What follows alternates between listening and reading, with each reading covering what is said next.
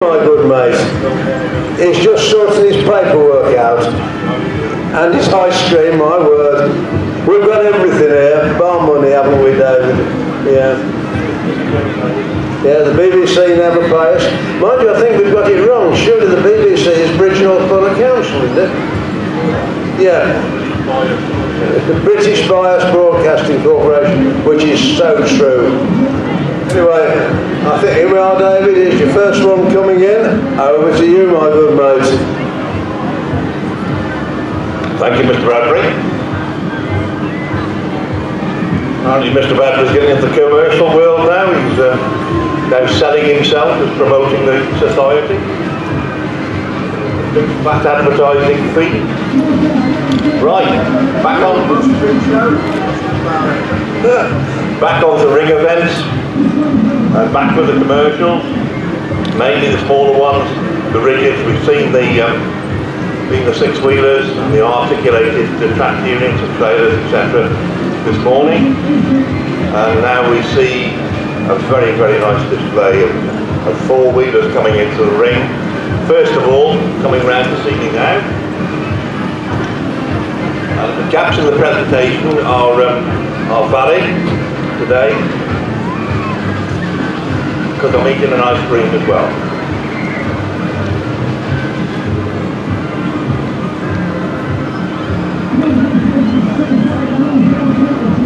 Coming round into sight now, we have number one in your commercial vehicle section in your programme. A lovely Morris 1925 version 1-tonner. The registration number YL7520. A beautiful, beautiful example, Morris commercial actually, of a 1-ton vehicle, short wheelbase, hundreds of them made, a very versatile little local lorry. The greengrocer had ever bodied one, the Coleman would have an open one like that, a general carrier, even down to the farmer taking the milk churns to the end of the lane. Next is Paul Adams' is very nice Leyland Badger, 1932. Paul Adams has owned this for some considerable time and restored in 1976 and in this ownership for 43 years. It started off work at a farm in Staffordshire and then went back to the dealers in Brown Hills Motor Services, who were then owned by, I believe, the Tarmac Group, and the gentleman had a new Leyland.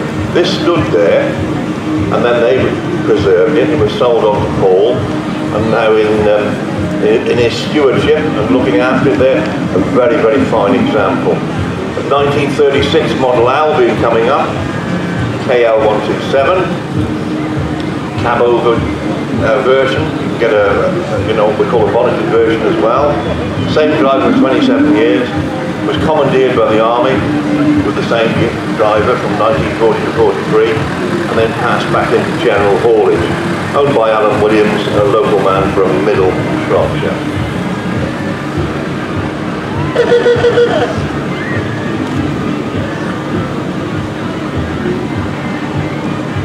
Another very nice Morris commercial. I hope the fridges are on in your Cartmel Springs water. I hope it's cold, yes? From Shrewsbury in Cumbria. A very, very nice example of what we would call a grocer's van, a bakery van. Very, very nicely turned out there, obviously in the water job. Best job to be in at the moment.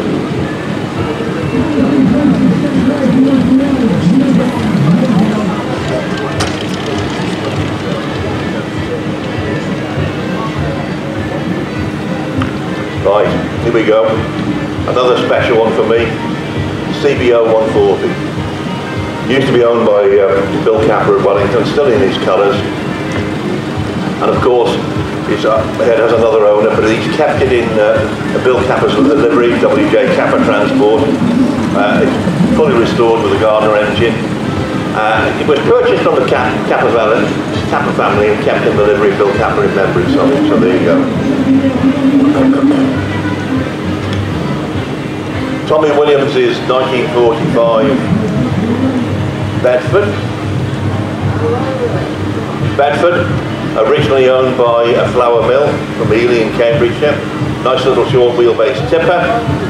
Of course, Tony Williams, one of the earliest from South Wales. And now the Leyland, a 1946 one, belonging to Paul Wootton, what they call an interim beaver, Model 12B.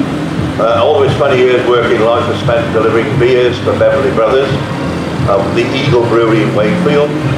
Amateur restoration was completed some 30 years ago. Number 6 carries the realistic and sadly empty oak beer cask, but there you go. Leyland belonging to Mark Fleet, KTJ 519, number 10 in your programme. Mark Fleet from Trevlock near Oswestry, runs a few lorries, or used to. Lovely Leyland, a 1948 version, Leyland Beaver. Next, Paul Griffith's Beaver, MWB 615, an X-ray unit in 1948, spent most of its life in the northeast of England, going to hospitals and doing what we call TB tests, going round everybody. There we are, we started the youngsters off with joint motorways mode. Glenn and his daughter and granddaughter there in the vehicle. Yeah, the 1949 Ford belonging to Glenn Ashley, KNE 9227, first owned by his father, who restored it. Used to belong to a fruit merchant in Manchester. And then the Thornycroft, the 1949 one. Very rare vehicle because there are not many restored. This 1949 version was used an overnight truck to carry fruit and vegetables to the canning and jamming factories in the northwest of England, and later used for sugar beet on the farm. MTT 454 at Bedford MSB, owned by Dan Hopkins, or Di Hopkins shall we say, from the Valleys. And then we come to one of the oldest preserved lorries here today,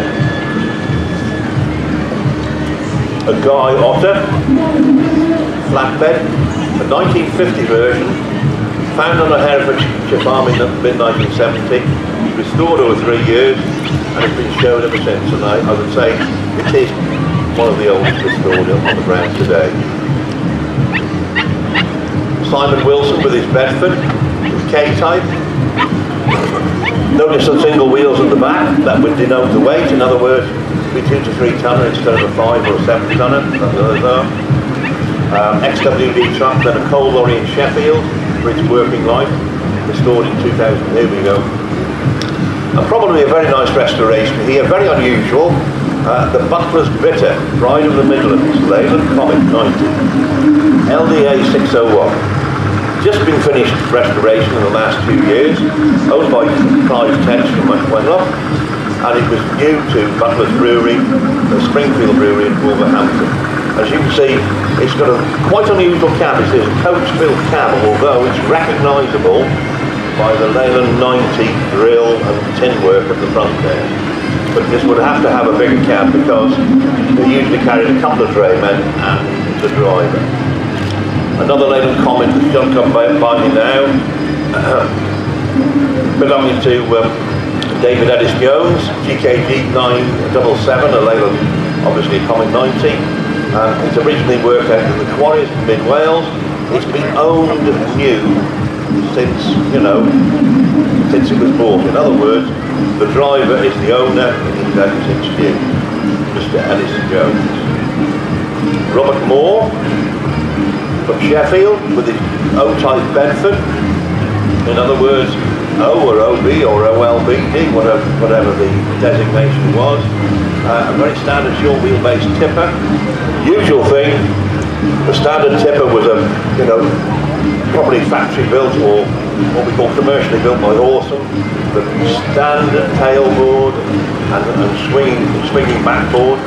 And the only difference you can see from new is it tows a caravan. So there you go. And then the Sentinel, which is somewhat out of order, but by Mr. Mills. Coming up now, G&L Mills, in other words, Mrs. Mills is driving, I've just been pointed at.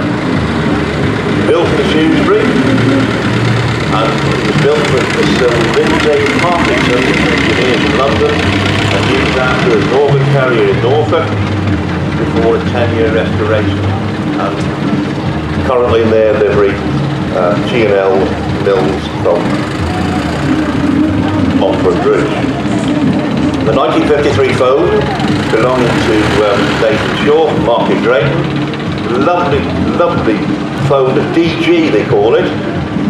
New to Squirrel Confectionery in Stockport, traded back to Foden's and converted to a horse box. Was used by the Foden family and restored in 2010 by Wes Shaw, the owners and now deceased father. Mr. Crawley, Mr. Kenneth Crawley, of BRS fame as I call him, started his career in driving with BRS.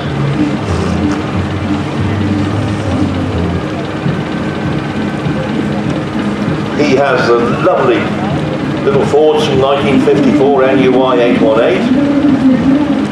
He's had the Ford for 6 years, has just done his second restoration, has limited living accommodation, and it looks like a false load and it's sheeted up there. The veranda on the back is for sitting down and enjoying a few beers in the peace and quiet. Followed by a 1955 phone, number 26 in your catalogue, WVS 901, fitted with a Gardner 4LK engine. A majority of phones in the early days had the choice of Gardner or their own two-stroke engine. Used in a cotton quarry in Scotland most of its life. Now lovely and restored and owned by Mr. Daniel Carr from Tarpley.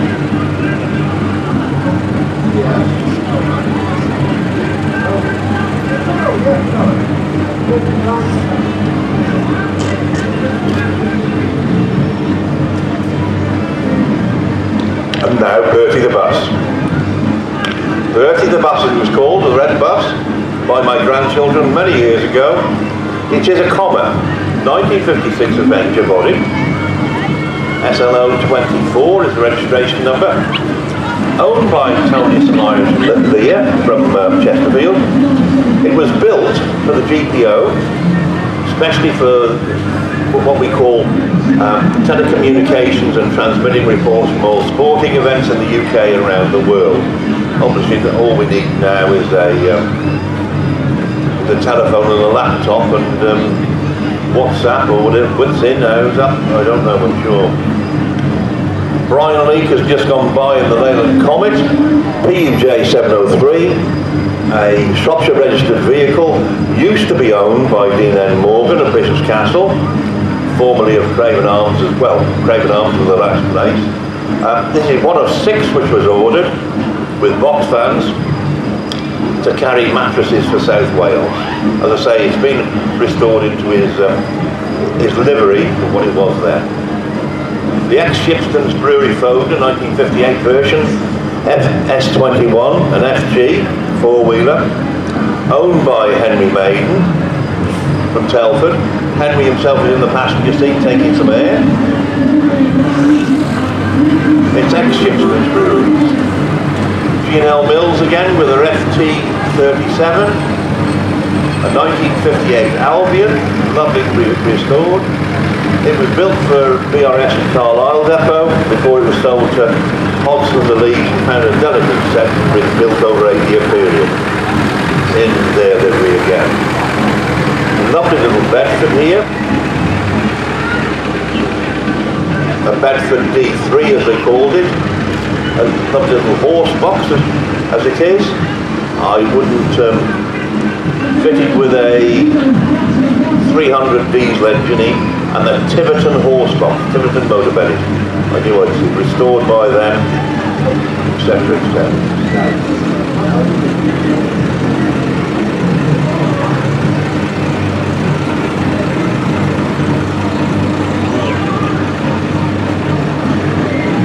Next up beside of me there, the Austin FE Series 3 flatbed.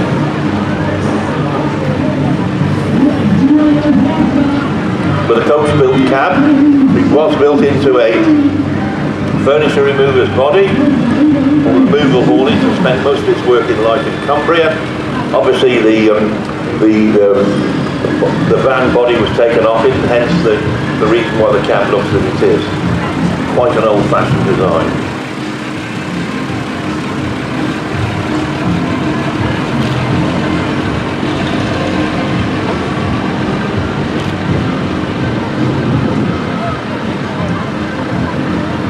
'35, 1959 Foden, an S20 model, owned by Nev Pete from St Martin's, Shrewsbury.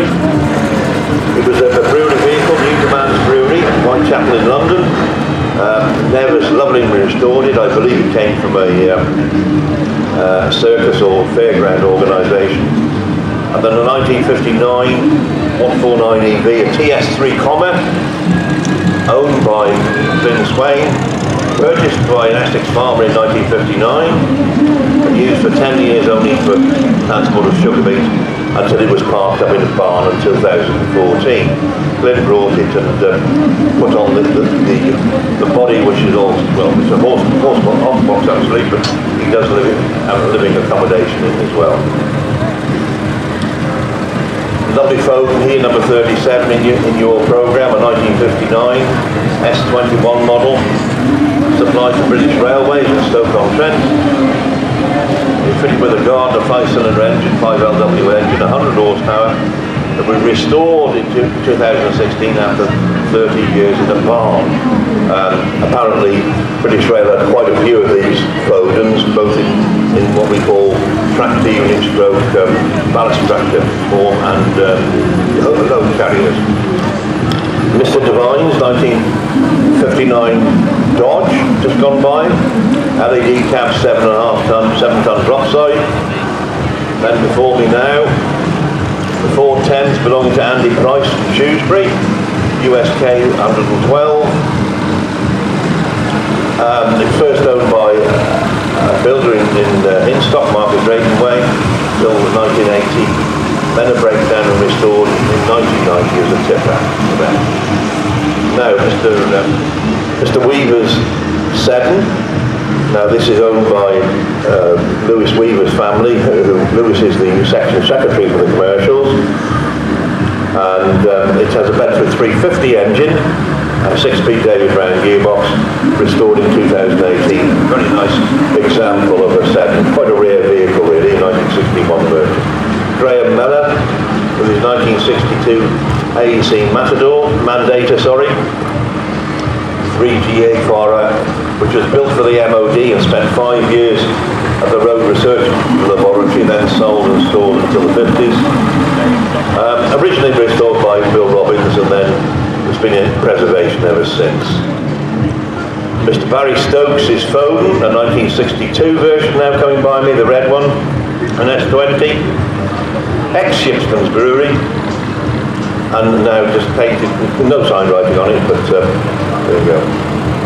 Mr. Chandler, Michael Jill Chandler, with the ERF, a 1962 LKG 44 model, purchased in the Isle of Man some years ago off Peter Jones, but it was new to Scottish Newcastle breweries, and then delivered potatoes up in the Kilmarnock area.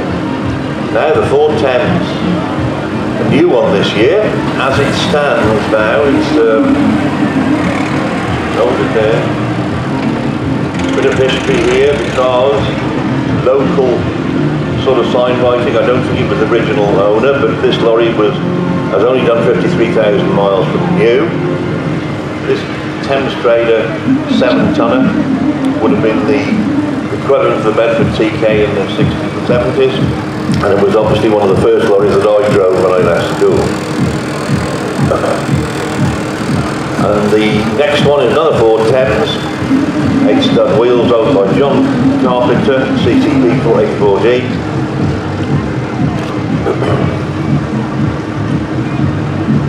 With a box van body and a veranda on the back. to enjoy the sun. Obviously got his living accommodation in there. A lovely day for him.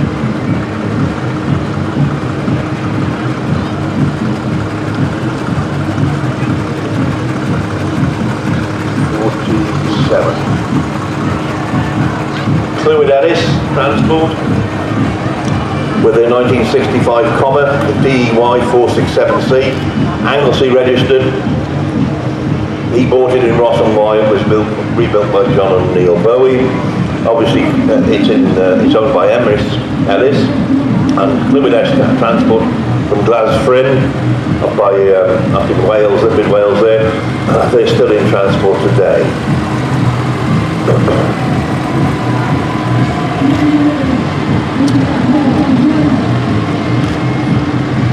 Lovely little Ford just passing my window, a D series, SND 103F.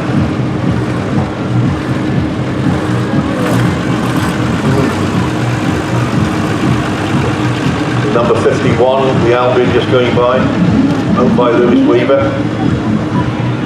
Leyland 370 engine in this, with an LAD cab obviously, we're talking about the LADs. Leyland, Albion and Dodge fitted that type of cab, well, as they come by. And owned by Lewis Weaver from Burley near Craven Arms.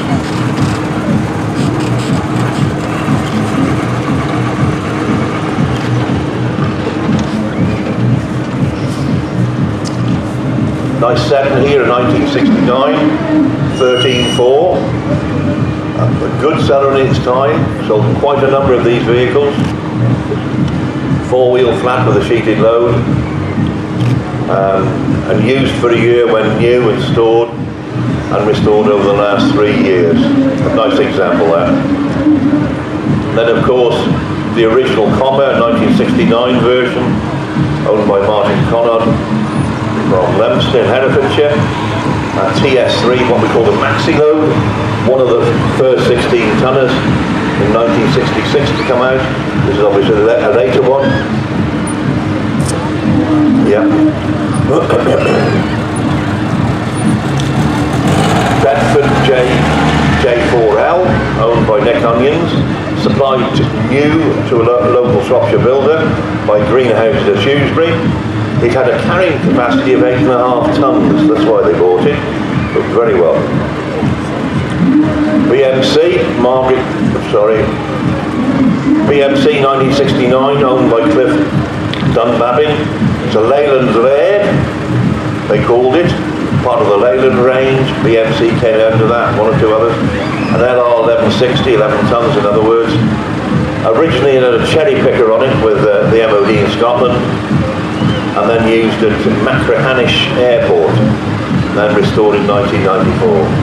It's still only done 50,000 miles, so there are. The International, assembled in Bradford, yeah? Yes.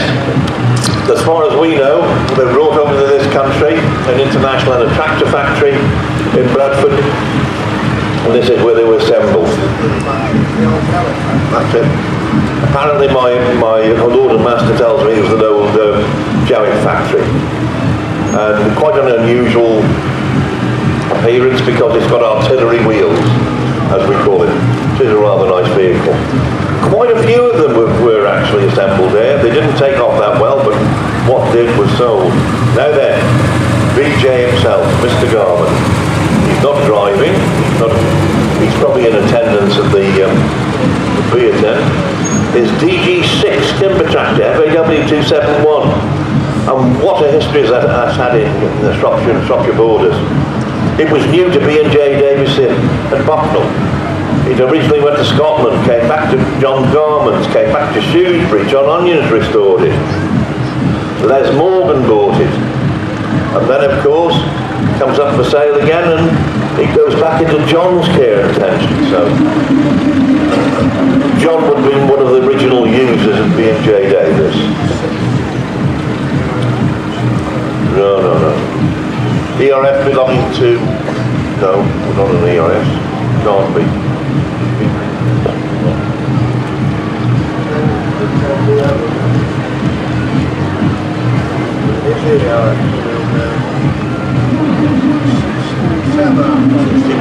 61, the 1976 ERF owned by Paul Adams, BUR 8x4T, restored and rebuilt for transporting his Leyland Badger around. We've already seen him come through the ring once, and this is the vehicle that carries the Leyland monitored Badger to and from shows. A worthy workhorse. Ian Wiles, Bedford TK 860 8-tonner, OBO's 640R. A replica of the vehicles they used to run at the time. Also very interestingly on the back, it has a dumper which has never ever been hired out by the company. It was kept there. It never seemed to go anywhere, so there it is as an exhibit on the back of the vehicle. Yeah, Winstay Farmers, local company, then known as Winskay and Montgomeryshire Farmers, better known to us as Winstay Farmers. They've celebrated some big years, 50 years or whatever it might be. It was purchased in 2007, this vehicle, to replicate the kind of vehicles that is the D1000 16-tonner with a bulk blowing body. 64 Swains of Stretton, purchased from a scrapyard 12 years ago, total renovation. There is a 6-wheel trailer that goes behind this Scania. Another Invader from the Vikings. The Ford D series, another local lorry. A 1411 version, 14-tonner in other words, owned by Gary Davis from Cannock. But he started his working life near Shrewsbury, Poynton, on the Hocknell farm, I believe. It was supplied new to the farm by Boroughs of Shrewsbury. Tom Owens M-Series, ERF, 1978 version. Tom uses this to carry his tract about. It worked for about 30 years when he bought it. It's carrying on since, so there you go. Nice Clydesdale coming up belonging to Paul Marsh. Bit of history here, found on a farm near Norton, Bridge North. Mr. Marsh, a renowned potato dealer, and also trades as gay potatoes as well, should I say, and lives at Folly Bottom. Is that enough? Marsh potatoes, known in the markets in Wolverhampton, and of course the haulage company from Bridge North. The Leyland Clydesdale was bought on a farm in a terrible condition at Norton from Dalton's and restored. Now we've got 1980 Bedford TK, belonging to Paul Sheldon. They bought it in 2008 and restored it. Followed on by a 1981 Ford D-Series. Don't see many of these restored. Originally a horse box, restored by its previous owner, but then restored in 2017. The Volvo, a 1983 version, FL616, Y-Reg, owned by Paul Bowkett and Paul's Transport. It was due to a quarry and then parked up and used as a dumper. In other words, put in the corner and left and forgotten, so there you go. Right, I think we